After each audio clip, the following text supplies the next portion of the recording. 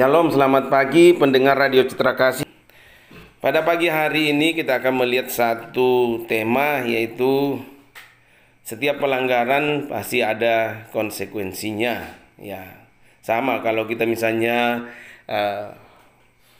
tidak hati-hati di dalam menggunakan alat pertanian, misalnya cangkul, misalnya arit atau alat pertanian lainnya. Kalau kita tidak hati-hati, kan biasanya kalau kita beli alat itu ada petunjuk penggunaannya di situ. Nah, kalau kita tidak ikuti aturan petunjuk penggunaannya, ya pasti ada risikonya, ya entah kita bisa terluka, entah alatnya yang rusak dan lain sebagainya. Nah, sama di dalam kehidupan kita juga, ya, ada aturan-aturan. Ya, misalnya kalau kita di dalam berlalu lintas itu ada aturannya. Ya, kalau misalnya ada larangan stop, baru kita stop di situ, ya pasti kita ada konsekuensinya, atau ada ya kita ditilang misalnya, atau dan lain sebagainya. Apalagi zaman sekarang kan tilangnya sudah tilang elektronik, ya semua lewat CCTV. Nah, jadi apapun itu dalam hidup ini pasti ada aturannya. Ya, demikian juga ketika kita mengikut Tuhan, pasti ada aturannya Tuhan, ya. Namanya juga Tuhan penguasa alam semesta ini, ya tidak mau sembarangan gitu, ya. Dia mau semua sempurna, ya, walaupun kita manusia ya belum tentu sempurna, tapi Tuhan maunya kita sempurna. Nah, jadi ada aturan-aturan yang Tuhan berikan kepada kita, sehingga ketika kita melanggar aturan itu pasti ada konsekuensinya, atau ada upahnya di sana, ya. Jadi pada pagi hari ini coba kita lihat di dalam Alkitab, ada tokoh Alkitab yaitu Raja Ahab. Nah, kita lihat bandingkan dengan Nabot, ya. Ya, ada raja dengan masyarakatnya, atau raja dengan orang yang dipimpinnya. Nah, ini ada persoalan di situ antara Ahab, Nabot, ya. Dan yang membuat kacau di situ biasanya ada orang ketiga yang muncul di situ. Jadi ada tiga tokoh yang akan kita lihat pada pagi hari ini, yaitu Ahab, dia seorang raja; Nabot, dia pemilik kebun anggur; dan kemudian ada orang ketiga, yaitu Isabel, yaitu istrinya Ahab. Nah, apa yang terjadi dari peran ketiga orang ini? Nah, coba kita lihat bahwa setiap perbuatan pasti ada konsekuensinya dari pelanggaran-pelanggaran yang mereka lakukan, ya.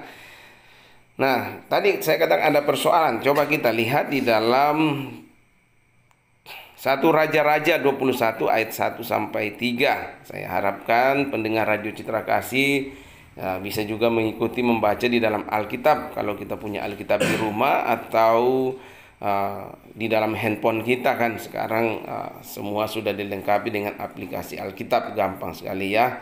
Nah, coba bisa dilihat di dalam Alkitabnya, di dalam 1 Raja-Raja 21 ayat 1 sampai 3. Kalau tidak ada, saya akan bacakan buat kita semua.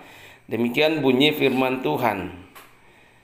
Sesudah itu terjadilah hal yang berikut. Nabot, orang Israel, mempunyai kebun anggur di Israel, di samping istana Ahab, raja Samaria. Berkatalah Ahab kepada Nabot, "Berikanlah kepadaku kebun anggurmu itu, supaya aku jadikan kebun sayur, sebab letaknya dekat rumahku. Aku akan memberikan kepadamu kebun anggur yang lebih baik daripada itu sebagai gantinya. Atau jikalau engkau lebih suka, aku akan membayar harganya kepadamu dengan uang." Jawab Nabot kepada Ahab, "Kiranya Tuhan menghindarkan aku daripada memberikan milik pusaka nenek moyangku kepadamu." Nah, jadi kita lihat awal persoalannya itu antara Raja Ahab dan Nabot, ya, sang pemilik kebun anggur. Nah, jadi Ahab adalah raja. Nah, dia melihat kebun anggur, ya, karena dekat dengan istana, dikatakan di situ ada di samping istana Ahab, ya. Ahab ini raja Samaria, berarti kerajaan Israel sudah terbagi dua, ya. Nah, jadi Ahab melihat ada kebun anggur, ada keinginan memiliki kebun anggur yang ada di samping istananya. Tapi itu adalah kepunyaan Nabot, orang Israel. Nah, dalam hal ini raja tidak mau meminta begitu saja, tapi dia mau meminta dan atau diganti dengan kebun anggur, bahkan dikatakan yang lebih baik, kebun anggur yang lebih baik, ataupun diganti dengan uang. Tapi ya satu persoalan, karena itu adalah milik pusaka dari ya nenek moyang Nabot, sehingga dia berkata, dihindarkanlah, kiranya Tuhan menghindarkan aku dari memberikan milik pusaka nenek moyangku kepadamu. Ya, jadi apa yang diinginkan oleh Raja Ahab ya tidak terkabul, karena Nabot sang pemilik kebun anggur ya tidak mau memberikannya, atau tidak mau menjualnya, atau tidak mau raja untuk mengambil, karena itu adalah kepunyaan atau sudah turun temurun, adalah milik pusaka nenek moyang mereka yang harus mereka jaga. Ya. Nah, apa yang terjadi di sini, masalah muncul ya. Jadi akhirnya apa yang timbul ketika ada rasa penolakan raja, apalagi namanya raja, ya dia penguasa, dia marah di situ kan. Nabot sang pemilik anggur tidak memenuhi keinginan Raja Ahab, sehingga Raja Ahab marah. Ya, ada persoalan yang muncul di situ, marah. Ya. Lalu apa yang muncul setelah raja marah? Dikatakan di dalam 1 Raja-Raja 21 ayat 4, lalu masuklah Ahab ke dalam istananya dengan kesal hati. Ya, semua pasti kesal ya kalau ditolak, keinginannya ditolak, kemauannya ditolak. Ya, apalagi yang menolak adalah rakyat yang dia pimpinnya. Nah, ini sehingga Ahab marah dan kesal hati, bahkan dikatakan gusar karena perkataannya dikatakan oleh Nabot orang Israel itu kepadanya. Ya. Tidak, dikatakan tidak akan kuberikan kepadamu milik pusaka nenek moyangku. Maka berbaringlah Ahab di tempat tidurnya dan menelungkupkan mukanya dan tidak mau makan. Coba yang berarti masalah ini cukup besar sampai raja tidak mau makan. Berarti keinginannya untuk memiliki kebun anggur milik Nabot itu sangat tinggi ya, sehingga raja dikatakan sampai raja menangis dan tidak mau makan. Berarti ini bukan persoalan yang sederhana. Nah, apakah setelah raja masuk istana menangis, melungkup, selesai masalahnya di situ? Tidak. Nah, ini yang seringkali ya bisa sebenarnya selesai, tapi seringkali yang membuat masalah jadi runyam atau jadi tambah susah itu karena ada orang-orang ketiga yang muncul. Ya, biasanya ada namanya provokator, atau ada namanya kompor yang mengkompor-kompori, sehingga ya pihak satu dan pihak dua itu bisa tambah ribut gitu kan, bukan tambah adem, tambah damai, atau bisa diselesaikan dengan baik-baik. Tapi seringkali kehadiran orang ketiga ini yang menghancurkan kedua belah pihak itu. Ya. Jadi ada baiknya, ada tidak baiknya juga. Nah, coba dalam kisah ini coba kita lihat bagaimana peran orang ketiga ya ketika dia campur tangan. Dikatakan di dalam 1 Raja-Raja 21 ayat 5, lalu datanglah Isabel istrinya dan berkata kepadanya, apa sebabnya hatimu kesal sehingga engkau tidak makan? Nah, ya benarlah istrinya, berarti dia perhatikan suaminya kan, Raja Ahab. Dia katakan, apa sebabnya hatimu kesal sehingga engkau tidak makan? Maka curhatlah Raja Ahab kepada istrinya. Dikatakan di dalam 1 Raja-Raja 21 ayat 7, ya, setelah Raja Ahab mengutarakan semua persoalan keinginannya untuk memiliki kebun anggur Nabot, berkatalah istrinya Isabel ya kepada Ahab, nah, bukankah engkau sekarang yang memegang kuasa raja atas Israel? Ya, kalau bisa dibahasakan mungkin ke bahasa, nah kenapa kamu susah-susah? Kamu raja, Nah, masa kalah sama Nabot, kamu raja. Nah, ini biasanya uh, memanaskan kan suasana. Orang ketiga itu seringkali memanaskan suasana sehingga ya bisa terjadi ya perang antara pihak satu dengan pihak dua. Nah, di sini juga dikatakan Isabel istri dari Raja Ahab, dia komporin lagi nih suaminya nih. Bukankah engkau sekarang yang memegang kuasa raja atas Israel? Bangunlah, makanlah dan biarlah hatimu gembira. Ya buat apa susah-susah, kau yang menguasai semua kok. Kau bisa mengatur semuanya. Tur apa namanya? Nabot itu kan masyarakat yang kau bisa atur. Kamu kan penguasa. Nah, katakan aku akan memberikan kepadamu kebun anggur Nabot orang Israel itu. Akhirnya istrinya yang turun tangan. Ya. Nah, seringkali orang ketiga ini sering merekayasa keadaan sehingga ya keadaan bukannya semakin membaik tapi kadang semakin memburuk ya. Nah, kalau kita kembali lihat firman Tuhan, ya kita dipanggil harusnya dikatakan ketika di situ tidak ada damai, kita harus membawa damai. Ketika di situ terjadi pertengkaran, harusnya kita datang menjadi pembawa damai. Ketika di situ ada kegelapan, harusnya kita datang membawa terang, bukan tambah merusak keadaan. Ya. Jadi keberadaan orang ketiga seringkali merekayasa keadaan sehingga ya keadaan semakin runyam. Ya. Nah, kalau kita lihat di dalam 1 Raja-Raja 21 ayat 8 sampai 10, di situ dikatakan, kemudian ia menulis surat. Jadi yang mengambil alih ini adalah istrinya Isabel, ya, orang ketiga gitu. Kemudian ia menulis surat atas nama Ahab, ya mengatasnamakan suaminya sebagai raja pada saat itu, raja di Israel, Samaria, di ibu kotanya Samaria. Kemudian dia memateraikannya dengan materai raja. Kalau sudah dimateraikan berarti itu tidak bisa ditarik lagi, harus dilaksanakan. Ya. Jadi di sini Isabel bertindak ya mengambil alih peran raja. Ya. Nah, ini sudah terbalik juga kan kalau kita kembali ke firman Tuhan.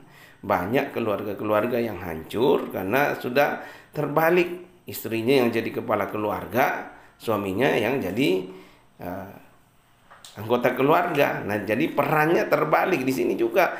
Perannya terbalik. Jadi harusnya raja, kenapa diambil alih oleh istrinya, yaitu Isabel. Ya, jadi celaka bagi Nabot nantinya kalau kita lihat ya. Dikatakan rekayasa orang ketiga itu. Ya. Kemudian ia menulis surat atas nama Ahab, memateraikannya dengan materai raja. Lalu mengirim surat itu kepada tua-tua dan pemuka-pemuka yang diam sekota dengan Nabot. Dalam surat itu dituliskan demikian. Nah, ini bukan idenya dari raja, tapi ini dari istri raja, ya. Dalam surat itu dituliskannya demikian, maklumkanlah puasa dan suruhlah Nabot duduk paling depan di antara rakyat. Jadi ini ada skenario yang atau direkayasa bagaimana bisa membunuh Nabot sehingga apa yang diinginkan raja itu bisa diambil. Ya, itu tanahnya Nabot, itu tanah pusaka Nabot. Nah, ini kejam sekali ya. Ya, merencanakan sesuatu yang tidak baik untuk orang lain. Nah, dikatakan di situ dalam surat itu dituliskannya demikian, maklumkanlah puasa dan suruhlah. Kelihatannya bagus ya, kelihatannya baik. Ya, disuruh puasa. Ya. Jadi tidak ada tanda-tanda untuk menyelesaikan atau membunuh Nabot di sana. Tapi di dalam perencanaan selanjutnya itu sebenarnya rencana jahat gitu. Dikatakan dalam surat yang ditulis oleh Isabel atas nama raja, dikatakan di situ maklumkanlah puasa dan suruhlah Nabot duduk paling depan di antara rakyat.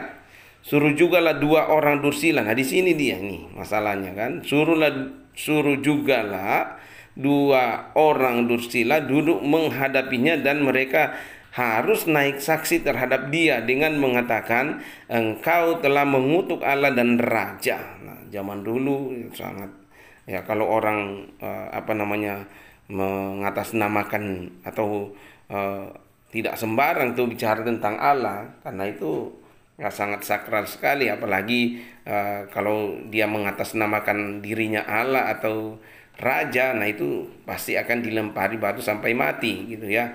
Nah, ini sudah disusun skenarionya atau niat jahat dari seorang Isabel untuk membunuh Nabot ya, untuk mengambil tanah ya, menginginin tanah yang dimiliki oleh Nabot. Nah, jadi katakan di sini dia atur orang untuk naik saksi ya, untuk menuduh Nabot bahwa engkau telah mengutuk Allah dan raja. Nah, sesudah itu bawalah dia keluar dan lemparilah dia dengan batu sampai mati.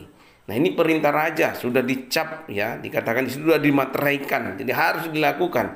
Nah, selanjutnya ini pun dilakukan dan berhasil membunuh Nabot.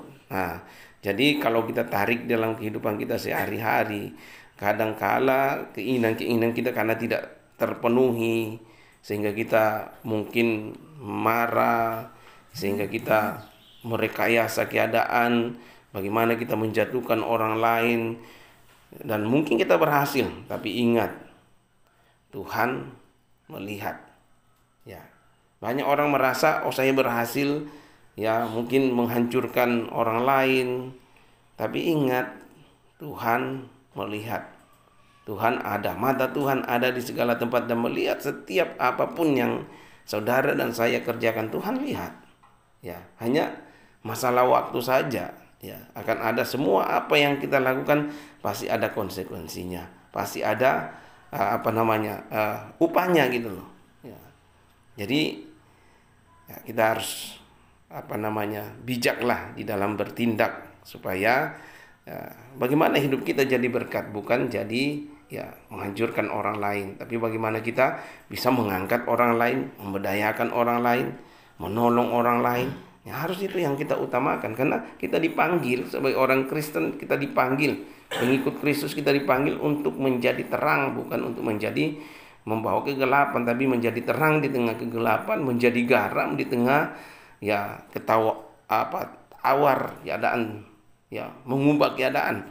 Nah, itu panggilan kita, mengubah keadaan kan, bukan merusak keadaan ya, tapi bagaimana hidup kita menjadi berkat bagi banyak orang. Seperti Tuhan Yesus katakan, aku datang bukan untuk dilayani, tapi aku datang untuk melayani. Panggilan kita orang-orang percaya, orang Kristen adalah untuk melayani, menjadi berkat bagi banyak orang.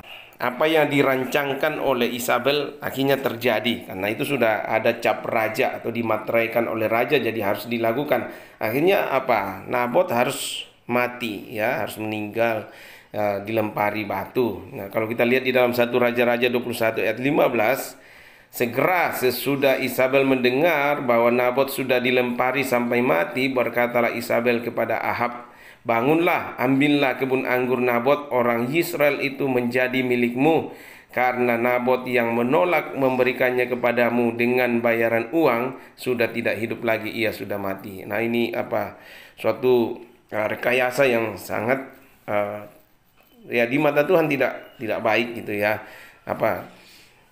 Seakan-akan direncanakan untuk hal-hal yang rohani ya.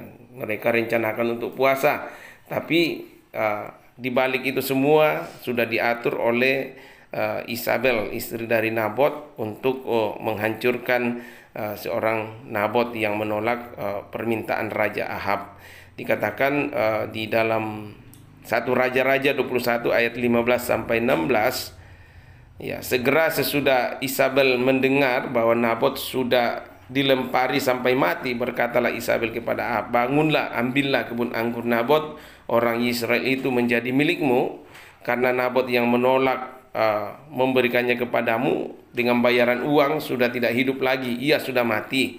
Segera sesudah Ahab mendengar bahwa Nabot sudah mati, ia bangun dan pergi ke kebun anggur Nabot orang Israel itu untuk mengambil kebun itu menjadi miliknya. Nah, kesannya di sini mereka menang ya, mereka bisa menghancurkan Nabot dan mereka bisa ambil kebun anggur itu. Dia pakai kekuasaannya, dia pakai materai raja, cap raja untuk menghancurkan Nabot. Tapi kembali di sini, mata Tuhan melihat semua apa yang dilakukan oleh Raja Ahab. Ya, Tuhan tidak buta, Tuhan tahu apa yang mereka lakukan dan Tuhan tidak tinggal diam. Ya, jadi segala ketidakadilan, segala hal-hal yang kita rancangkan untuk menghancurkan orang lain, uh, Tuhan tahu semua. Jadi saya katakan tadi, sebelum kita bertindak, kita harus berpikir terlebih dahulu, karena ingat, setiap apa yang kita lakukan selalu ada konsekuensinya. Ya, kita melanggar, saya katakan di awal, kalau kita bawa mobil, motor dan kita melanggar, ya pasti ada konsekuensinya. Entah itu kita ditilang atau dan lain sebagainya. Ketika kita ceroboh di dalam menggunakan alat-alat pertanian, misalnya mesin, ketika kita tidak membaca dahulu cara penggunaannya dan kita salah menggunakannya, tidak ikuti aturannya, ya pasti ada konsekuensinya. Entah itu kita yang celaka atau mesinnya yang rusak. Jadi setiap apa yang kita lakukan, apa yang kita kerjakan dalam hidup ini, pasti semua ada ganjarannya, konsekuensinya. Ya, kalau kita berbuat baik, pasti kita akan menuai yang baik. Kalau kita menabur yang baik, pasti kita akan menuai yang baik. Banyak menolong orang, ya pasti kita juga akan ditolong orang pada waktunya. Banyak kita sakiti orang, pasti kita juga akan banyak disakiti orang. Itu hukum tabur tuai, hukum yang pasti itu terjadi. Jadi kembali, tugas kita sebagai orang percaya, harusnya kita menjadi garam dan terang di tengah-tengah di mana kita ada, di mana lingkungan kita ada, menjadi berkat bagi banyak orang lain. Nah, coba kita lihat apa yang Tuhan lakukan terhadap Raja Ahab. Ya, di situ dikatakan di dalam 1 Raja-Raja 21 ayat 18 sampai 19. Nah, Tuhan mengirim hambanya untuk mengingatkan Ahab. Ya, Tuhan masih baik, ya, masih mau mengingatkan Ahab. Ya, tidak langsung dicabut. Biasanya kalau kita lihat kisah di dalam perjanjian baru, Ananias dan Safira, ya, Ananias dan Safira, ya mereka langsung mati kan. Ya. Nah, ini Tuhan masih sayang kepada Ahab, masih memberikan kesempatan. Ya, kalau kita baca di dalam 1 Raja-Raja 21 ayat 18 sampai 19, di situ dikatakan, bangunlah, pergilah menemui Ahab. Jadi Elia disuruh pergi menemui Ahab, walaupun Elia bermusuhan dengan Raja Ahab, ya. Elia juga dikejar-kejar oleh Raja Ahab untuk dibunuh gitu. Bangunlah, pergilah menemui Ahab, ya, Raja Israel yang di Samaria. Ia telah pergi ke kebun anggur Nabot untuk mengambil kebun itu menjadi miliknya. Katakanlah kepadanya, demikian, beginilah firman Tuhan, engkau telah membunuh serta merampas juga. Nah, ini Tuhan lihat, engkau telah membunuh, ya, membunuh Nabot tadi, ya, membunuh serta merampas juga. Ada dua dosa di situ, ya, membunuh dan merampas, mengingini, ya, barang orang lain.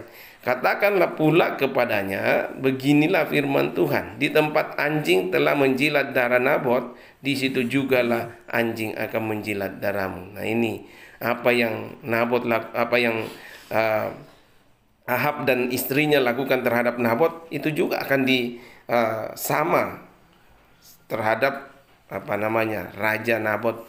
Jadi apa yang dia tabur, itu yang dia tuai gitu kan. Sama gitu, ya. Bahkan lebih dari itu, kalau kita lihat nanti, kita lihat bahkan lebih dari itu hukumannya gitu, ya.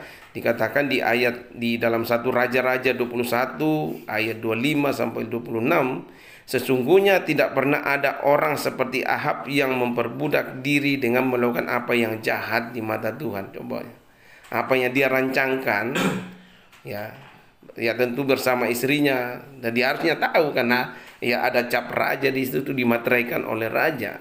Nah, perintahnya dikatakan, sesungguhnya tidak pernah ada orang seperti Ahab yang memperbudak diri, ya, dikuasai, diperbudak oleh dirinya.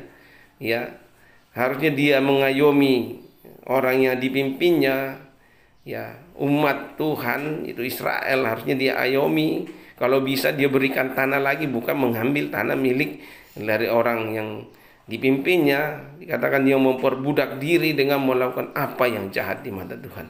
Jadi apa yang dilakukan oleh Ahab dan istrinya itu jahat di mata Tuhan. Bagi mereka, mungkin mereka merasa berhasil. Nah, ini Nabot, ya, nggak mau ngikut apa yang raja katakan, rasain. Mungkin kalau bahasanya sih, rasain lu. Ya, kamu macam-macam sama raja. Tapi apa yang dilakukan mereka itu jahat di mata Tuhan, ya. Jahat di mata Tuhan. Karena ia telah dibujuk oleh Isabel istrinya. Nah, ini peran orang ketiga ini seringkali itu menghancurkan, ya. Ya, mungkin kalau Isabel tidak datang untuk mempengaruhi Ahab, mungkin Ahab ya tidak akan seperti itu. Jadi seringkali orang ketiga bisa orang terdekat kita, orang ketiga bisa orang yang selalu bersama dengan kita. Hati-hati ya. Ya, dikatakan bahkan ia telah berlaku sangat keji dengan mengikuti berhala-berhala. Nah, ini jadi tidak hanya ya mungkin pengaruhnya kenapa bisa Isabel seperti itu, kenapa bisa Ahab bisa seperti itu, karena ya tadi mereka bukannya menyembah kepada Tuhan, tapi mereka menyembah kepada berhala-berhala. Makanya Tuhan kembali mengirimkan Elia untuk mengingatkan Ahab dan tentu sekeluarga dalam kerajaan tuh. Dikatakan bahkan ya tidak hanya merencanakan membunuh Nabot, tapi dikatakan bahkan ia telah berlaku sangat keji dengan mengikuti berhala-berhala, tepat seperti yang dilakukan oleh orang Amori yang telah dihalau Tuhan dari depan orang Israel. Jadi pengaruhnya karena mereka nggak ada firman dalam diri mereka. Ya, ini kembali nilai-nilai rohani yang kita tangkap ketika nggak ada firman di dalam diri kita, ya pasti yang keluar itu adalah hal-hal yang jahat ya, hal-hal yang merugikan orang lain. Tapi ketika ada firman di dalam diri kita, nah ini kembali saya katakan ketika firman itu ada dalam diri kita, artinya Tuhan Yesus ada dalam diri kita. Ya, di bagian lain di dalam perjanjian baru dikatakan kalau ada benih ilahi ada di dalam diri kita, ya tidak mungkin kita melakukan hal-hal yang jahat di mata Tuhan. Tapi kebalikannya, kalau ada Tuhan di dalam diri kita, ada firman di dalam diri kita, ya kita pasti melakukan hal-hal yang baik, karena firman itu akan selalu mengingatkan kita. Ya, selalu ada suara kecil, ya, suara Roh Kudus dalam diri kita yang selalu mengingatkan kita untuk melakukan apa yang baik, apa yang menyenangkan hati Tuhan. Ya. Tapi kembali di sini, walaupun Ahab melakukan apa yang jahat di mata Tuhan, tapi kembali kasih Tuhan itu luar biasa ya. Ya, bahkan dikatakan dia memberi kesempatan kepada Ahab ya. Sama ketika kita jatuh juga mungkin kita pengaruh ya, karena tidak ada firman dalam diri. Tapi ketika kita sadar dan mau mengakui segala kesalahan kita, mau minta ampun di hadapan Tuhan, ya selalu ada pintu pengampunan bagi kita oleh Tuhan. Ya, bahkan dikatakan ya dia sendiri rela datang ke dalam dunia itu untuk menebus dosa-dosa kita. Ya karena begitu besar kasih Allah akan dunia ini, ya termasuk kasihnya kepada saudara dan saya, begitu besar dia mau datang ke dalam dunia ini ya untuk menebus kita dari segala dosa-dosa kita. Jadi ada pengampunan di sana. Walaupun Ahab telah melakukan apa yang jahat di mata Tuhan, walaupun Ahab melakukan penyembahan berhala, bahkan dikatakan sangat keji di hadapan Tuhan, tapi Tuhan tidak memusnahkan Ahab. Tapi ya kembali lihat respon Ahab ketika diingatkan oleh hamba Tuhan, yaitu Elia. Ketika Elia datang mengingatkan dia, bagaimana respon seorang Raja Ahab. Nah, kita lihat di dalam 1 Raja-Raja 21 ayat 29. Ya, sudahkah kau lihat bahwa Ahab merendahkan diri? Nah, ini setelah dikatakan semua apa yang dia lakukan, akhirnya Tuhan berkata kepada Elia, sudahkah kau lihat bahwa Ahab merendahkan diri di hadapanku? Oleh karena ia telah merendahkan diri di hadapanku, maka aku tidak akan mendatangkan malapetaka dalam zamannya. Barulah dalam zaman anaknya aku akan mendatangkan malapetaka atas keluarganya. Itu nanti kalau kita lihat di bagian lain, ini panjang sih kalau ini ya, bisa dilihat di dalam 1 Raja-Raja 21 itu satu perikop dari atas itu kisahnya. Nah, setelah Nabi Elia mengingatkan dia, akhirnya Ahab sadar gitu. Sadar bahwa apa yang dia lakukan sudah salah di mata Tuhan. Bahkan dikatakan kelakuan-kelakuannya sebagai raja itu keji di hadapan Tuhan dengan melakukan penyembahan berhala, sehingga umat Israel juga melakukan penyembahan berhala karena rajanya melakukan penyembahan berhala. Ya, melakukan apa yang keji di mata Tuhan, dan Tuhan marah. Ya, tapi respon dari seorang Ahab, dia menyadari bahwa dia salah setelah ada yang mengingatkan, hamba Tuhan mengingatkan. Mungkin dalam hidup kita juga kita sudah salah jalan, Nah, ada orang yang mengingatkan kita. Nah, kembali respon kita bagaimana? Apakah kita ya mau berbalik kembali kepada Tuhan atau terus di dalam kesalahan yang kita lakukan? Ya, bisa orang yang dekat kita yang mengingatkan kita, bisa pendeta kita, atau bisa ketika kita membaca firman Tuhan, kita diingatkan di sana. Bagaimana respon kita? Apakah kita mau kembali ke jalannya Tuhan?